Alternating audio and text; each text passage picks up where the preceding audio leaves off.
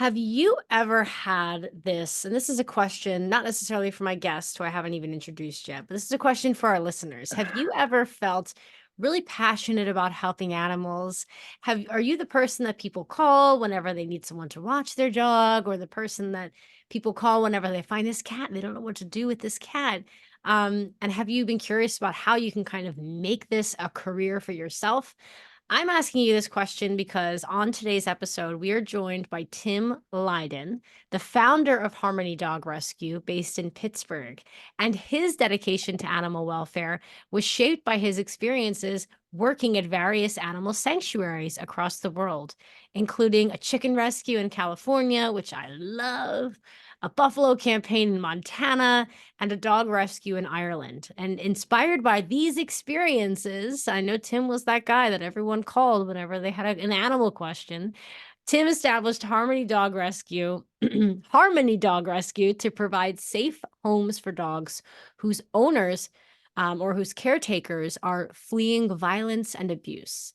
So his vision to expand the organization's capacity to serve individuals experiencing medical emergencies, housing instability, and other crises is really exciting and might be something we also have time to talk about today as well. So, all in all, Tim's unwavering commitment to helping people and their pets in their time of need is at the heart of his mission at Harmony Dog Rescue. So, welcome to the podcast, Tim. Thank you so much for having me, Derry. I'm honored to be here, and I love what you guys do, and it's a pleasure. Thank you. Yay, you're so welcome. My favorite animal I love And this is my chickens. first Facebook Live event, and I'm really nervous, but Woo! We love nervousness. We love Facebook Live. We love it. And hopefully at the end of this conversation, you're going to feel like you can take on anything. Isn't it funny how you surely have done so many challenging things in your life? And I it's think true. it's so funny when us animal people are put in front of a camera and we have to talk to people and suddenly we're We like, just wilt. ah. Yeah.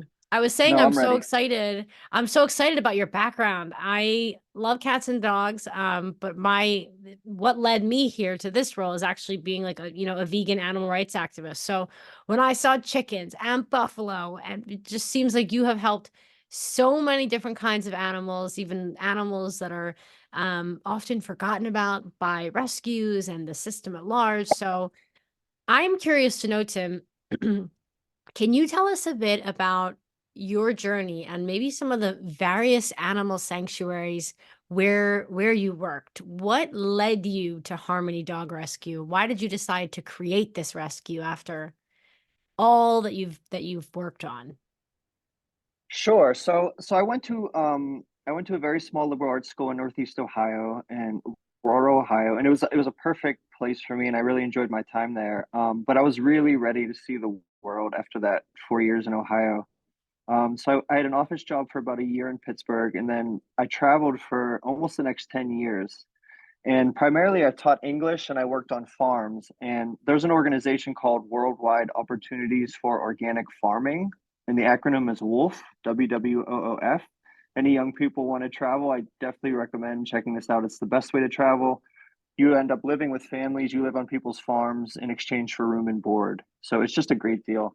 And so I traveled through this organization for 6 or 7 years. And so what you do is I signed up for like Wolf Ireland, and they send you a whole list of farms and what type of work it is. And if you're interested, you just email the owner, and then you go from there, and then you negotiate how long you're going to stay. And I was drawn to the animal sanctuaries because there's a whole section of if you want to work with animals, farm animals, whatever it may be. So I kept looking for these opportunities. And the most impactful experience I had, I volunteered for a woman in Ireland. She lived about 30 minutes outside of Dublin, and she used to ride horses. And she converted her equestrian farm into a dog sanctuary. So where all the horse stables were, that's where the dogs slept at night. It was heated. There was straw, and then there was volunteers like me through Wolf from all over the world who helped her. And it was amazing. She had no full time staff. It was just her and then just random people like me who would show up for a few weeks, and she made this all work, and she had 35, 40 dogs at her house at all times. And so this woman's name was Susan, and seeing her example, I thought, well, I can do this. You know, it gave me the confidence. She was the first person I ever met who said, I'm giving my life to dogs. I'm dedicating my life to taking care of stray dogs. And I was like, that's me. That's me too. So it was just finding land. It's like, how do I find land to do this? So fast forward a few years, one of my mentors offered to let me use his land here in Western Pennsylvania if we dedicate that space to rescuing animals of some sort. And his idea initially was farm animals, you know, factory farm victims like that have survived the factory farm world. And I thought, yeah, that's great. I love that idea. I don't have the skills to work with those types of animals. That's a whole different operation. That's beyond my capacity. I was like, how about dogs? And he said, sure, that works. Um, but that doesn't mean, it's 7 acres we're working with. So that doesn't mean in the future we can have a little chicken, a cow section, like animals that we can save from factory farms would also be great. But yeah, the focus is dogs, and we don't have any money, so we have to figure out how to raise enough Woo! money to build a kennel on this land. So we thought, okay, what service can we offer without a lot of money to build a reputation, to establish ourselves as a serious, ethical, sustainable rescue? And we just thought emergency boarding, because I worked at the big municipal shelter here in Pittsburgh last year, and I worked in the intake department, and we would get dozens of requests for people. It's like, listen, I just need a week, I need 2 weeks, I just need some time without my animals so I can go get my stuff together. So that's just seemed like the perfect place to start. There's a real need for it here, um, and particularly since the pandemic, homelessness here in Allegheny County, where Pittsburgh is, has increased exponentially, and the shelters are getting more requests from people who want to keep their Mm. dog, but they just don't have anywhere to live at the moment. So really, one of the underlying missions of our organization is to support the bigger shelters, right, who are already overtaxed and who are already getting multiple requests every day from everyone. So we're trying to fill the gaps that the municipal shelters can't, the needs that can't be met through the municipal shelters. And yeah, we've been in business for 3 months and we just hit the ground running. We're really excited and we've met a lot of great people, and we've connected with the street dog representative here in Pittsburgh, who's amazing. She's been a big help, but she's connected us with a lot of people. Yay. So yeah, we're up and running right now. That was a really long answer to your question about. We love long answers. Lay 'em on me. That's awesome. It's really cool to hear you say that you kind of didn't know what you wanted to do until you saw someone doing it, and then you knew that's what you wanted to do. And that's really exciting to me because I think so often we have these interests and we have these opportunities that then allow us to live a life we didn't even know was possible, right? And I really appreciate that you seem to have married this, altruistic, volunteering on a farm, living with families, lifestyle with, okay, we need to raise money. We need to build our Right, credibility. We need to put on our business hat. We need to right. not be afraid to start somewhere. I think it's so cool. I know when you first reached out to us, you were like, hey, I'm new. I'm trying to, expand my network. I'm trying to learn from people who have walked before me. So I just really appreciate, and I think that's really exciting because I think so often our listeners, they're veterinarians, they're entrepreneurs, all different kinds of people. But I think oftentimes we feel like we have to be either or. We can either be this nomadic, person that, just lives this more wandering life that helps animals on other people's farms, or we have to be this business person. So it is so cool and inspiring to hear you kind of marry both of these parts of yourself to really honor this need in your community. And I'm wondering, can you shine a light on the fact, I know uh we have had representatives from Red Rover on our podcast and other organizations that are really helping to support individuals who are fleeing violence and abuse. Maybe you can walk us through exactly how Harmony Dog Rescue provides support to individuals who are fleeing violence and abuse, and how do you work to keep the dogs of these individuals from being surrendered to shelters? Sure. And that's really one of our ultimate goals is to reduce the number of animals that are surrendered. Just like I said before, our shelters are already overtaxed, and we want to do everything we can to prevent more animals going in. But I'll give you an example that might kind of tell our story through the first our first client, for lack of a better term, the first person who reached out and asked if we could watch her dogs. So she was in a situation where she was hit by her partner, and she called the police, and the police came and they found their drug setup in the basement, right? So they lost the house. um, this woman, we'll call her V, ended up living in a tent with her two dogs, and then she ended up getting addicted to something. And then she ended up at drug and alcohol rehab. And so we've stood with her through this. It's been 6 weeks now, and we've just stood with her the whole way. And we're learning that all these issues really are interconnected, Yeah. right? Like the domestic violence, the homelessness, the addiction. It's all kind of bound together, and very rarely do you find one without the other or the other two.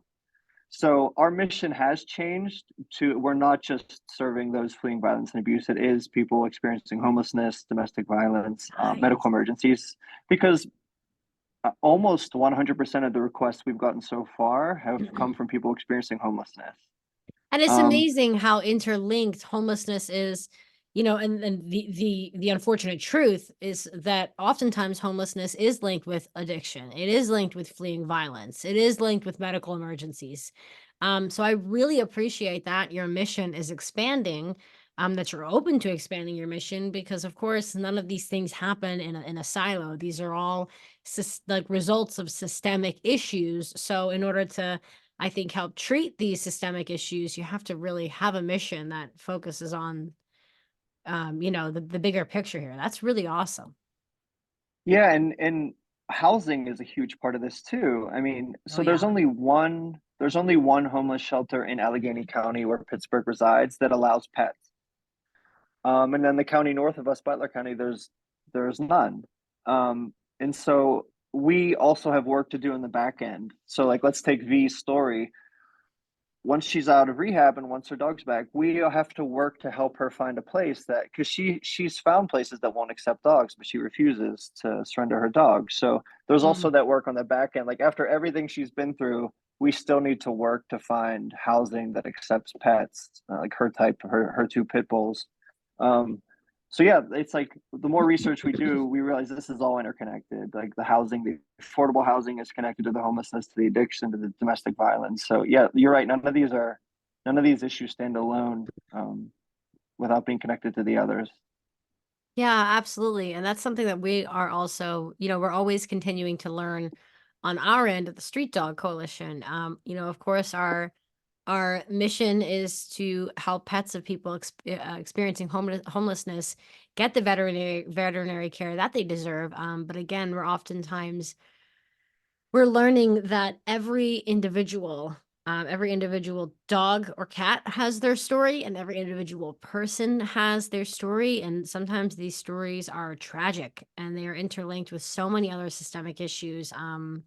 And it becomes put upon us to zoom out, look at these issues, and see how we can best help the individual who is in need of help. And I'm curious, well, I have two questions. My first question is, can you hear my dog violently barking in the background? I assume not. It's just Nope. a little. It's just like white noise. Yeah, I don't. Okay. It's not. Well, he says hello. He's All probably right. barking at some Amazon delivery driver. Yeah. Um, it's actually funny. Our front door is glass. So, when Amazon leaves a package at your door, they take a picture of it. All of our Amazon pictures of our packages, you just see Of the this dogs. tiny rescue beagle corgi screaming into the glass. It's very funny. I love Um, it. so I just have to remember that right now as he's completely annoying me. I'm like, don't worry, the Amazon picture will be cute later. All Okay, back to right. my actual question. Thanks, Jim. Can you, and I think you've started to do this, but could you kind of elaborate? So, what I love most about what I've learned about you through this conversation and what I've read about you is that you are someone who clearly has, like, a vision. There is I think that you have a vision as to how you see the world or how you hope to see the world and how the world treats dogs, how the world treats people experiencing homelessness and their dogs. Um, and I'm sure you also have a vision for Harmony Dog Rescue. So maybe you can kind of, this is a loaded question, but maybe you can kind of elaborate on the long-term goals of your rescue and the impact you hope to achieve in the community and beyond as you continue to expand and grow. And I know you've only been around for a few months, but let's get crazy here. Like, let's think big. What's the big picture goal for you? Oh, I love it. That's such a great question. And so if I close my eyes and I daydream, I imagine that we're going to be like the best friends of Western Pennsylvania. Like that's Wow.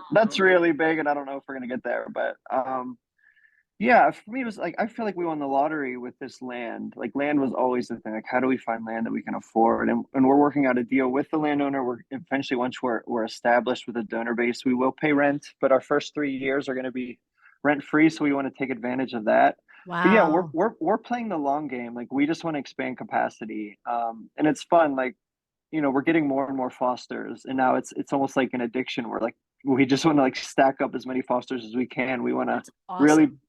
yeah, we want to build a really robust, confidential, which is important with this kind of work, network of foster volunteers. And then these volunteers are going to be our team, our core. Um, and then we hope to transition and move our home base up to the land on the farm, and then to just be a staple and an institution in that community. And we just have so many ideas for outreach. Like we like the idea, and I'm like, I haven't really figured out how to talk about this, but we like the idea of like networking communities. So if you think about the city of Pittsburgh, there's 90 neighborhoods, right?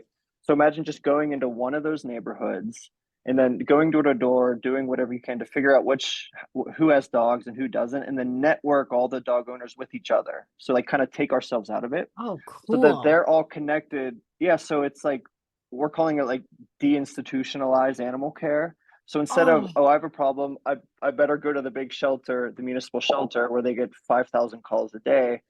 It's like, okay, let's first look at our neighborhood. Like, who has a dog that might be able to watch my dog for 2 days or whatever? Who might have extra dog food? Who might have this, an extra leash? So we really want to go into neighborhoods and eventually on the farm in that community that we're living in and connect each other, right? Because like we were joking around before, like dogs are a social lubricant. They're truly glue. Like you walk down the street and it gets you talking to people. Like I know so many people that I wouldn't otherwise know in my community because they have dogs, and we started conversations that way. And I would also argue maybe sports is another thing, but dogs transcend all the ugliness and the politics in our society. Like I'm friends with people who have very different political views than me, and we became friends through our dogs because they wow. volunteer for us, and like they're super committed to our mission. We just don't talk politics, right? There's no need. Like all we talk about is the mission. And I think dogs have that healing magical quality. They really bring people together in a way that I've Mm, never really seen anything else. So that's what we want to go into neighborhoods. We're calling it our neighborhood liaison program. We'd love to find one volunteer who will kind of facilitate that networking within each neighborhood.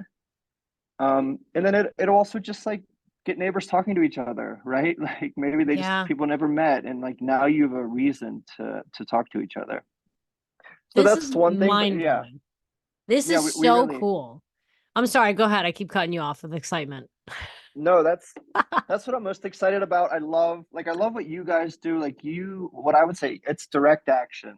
You're going to people where they are.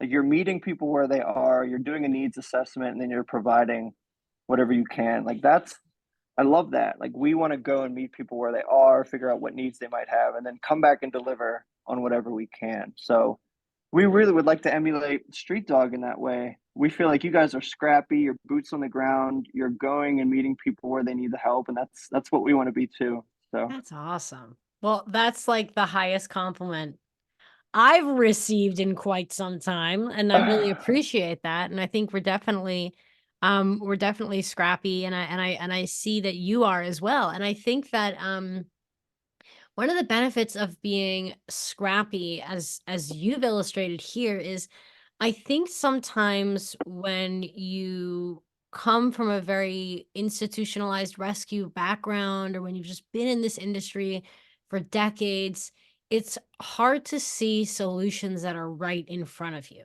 It's hard to take the system and turn it on its head. Like this idea of you connecting neighbors and connecting people within the same community is it's both an ancient idea that people did Right. hundreds of years ago, but it's also something that like no one is doing right now, especially since COVID, when everyone's just kind of got their head down, their blinders on. So I really love this idea of getting people talking. I agree, dogs are a great way for people to connect with one another, to kind of wear their compassion on their sleeve, regardless of their political affiliations. I love that. And I just love that, so often we see systems are not talking to one another, from rescues to domestic violence shelters.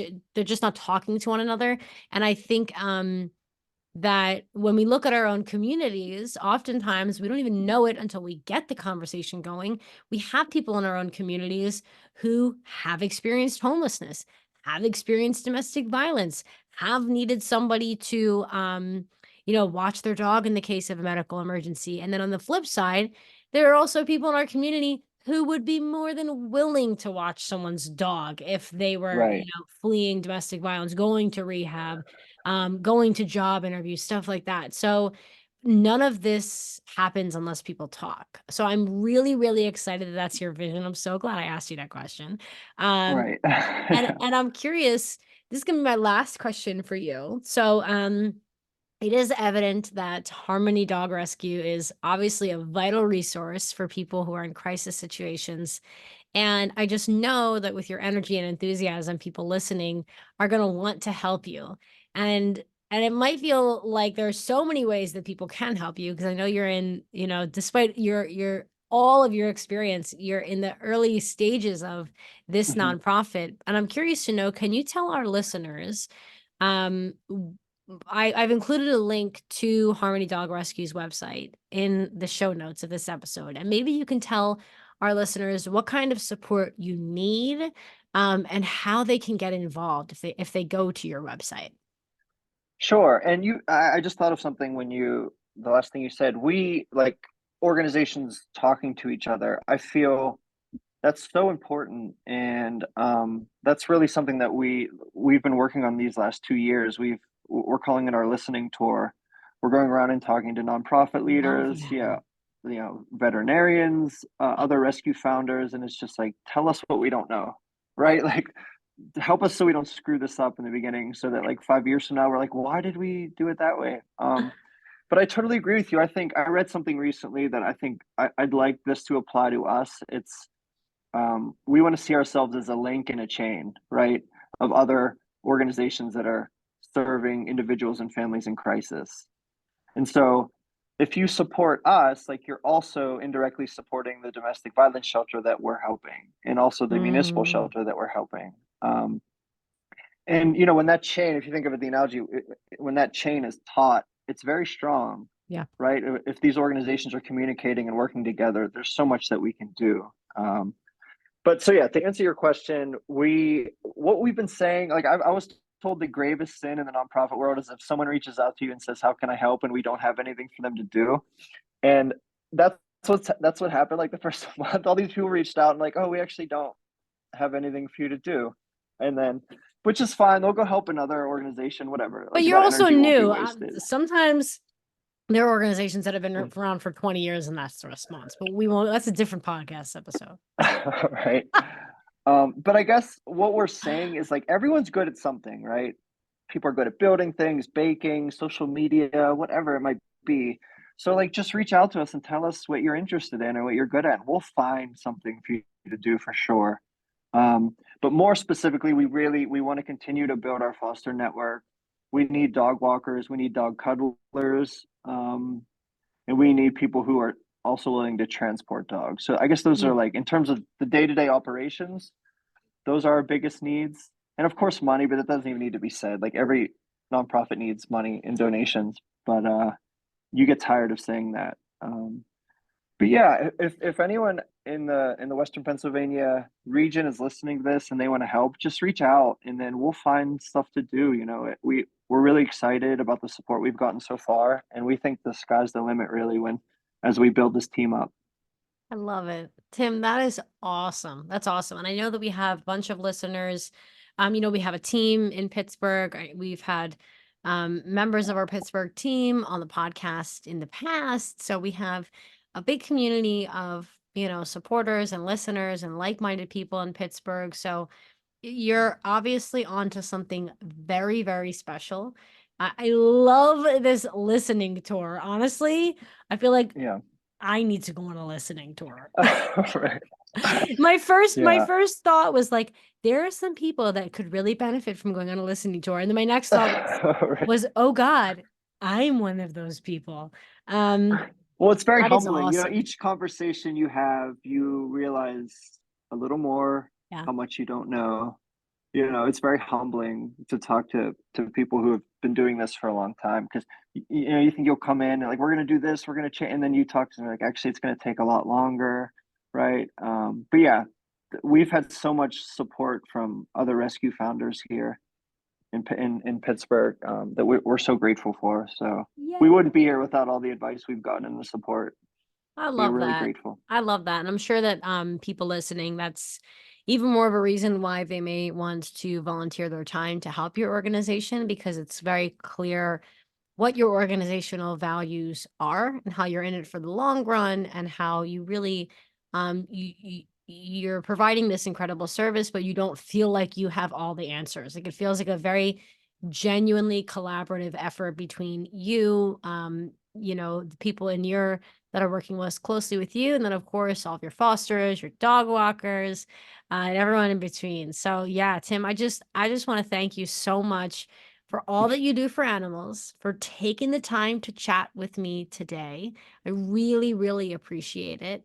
And yeah, I want to encourage all of our listeners to please check out Harmony Dog Rescue's website, learn more about their mission, which is continuing to evolve, which is so exciting. And reach out to Tim and his team. Thank you, Tim. Really appreciate you taking Of the time to course. chat with me today. Well, let me just say one thing about Yeah. street dogs. So the example, the woman I told you before whose dogs were watching, so they were actually cared for by a street dog. And your connection in Pittsburgh, your representative, I won't say their name. I don't know if they want their name being said, but they got back to us within minutes. Like we needed their records to take them to the vet. And you know, usually this stuff takes a long time, but the street dog representative here in Pittsburgh got back to us within minutes. We went to the doctor and it was all good. So our experience working with your organization has been amazing. You guys are so responsive. You always get back to us right away, and we're really grateful to have met you and to continue working with you. I'm so glad. Thank you so much, Tim. I really appreciate Yeah, that. And again, I really appreciate that your mission is continuing to evolve. It's very exciting. I had the name of your podcast episode was specifically around helping people fleeing violence and abuse. And now I'm sitting here, I'm like, we gotta change the name of this episode because he's doing it all. I know. We're trying. I love it. Thank you so much, Tim. Really, really appreciate it. Until next time, I can't wait to connect with you again. Thank you so much. Yeah, thank you for this opportunity. I really appreciate it, Darian. You're And this wasn't welcome, so Tim. bad. It went really quickly. I actually See? wish it was. I know. Painless. Yeah, it was Painless. painless. It was because of you. You're so Oh, why, welcoming. So thank you thank you. so Yeah. much. Very much appreciate that. I appreciate that. Thank you, Tim. Until next time. Excellent. Thank you so much. You're welcome. Take care. Bye.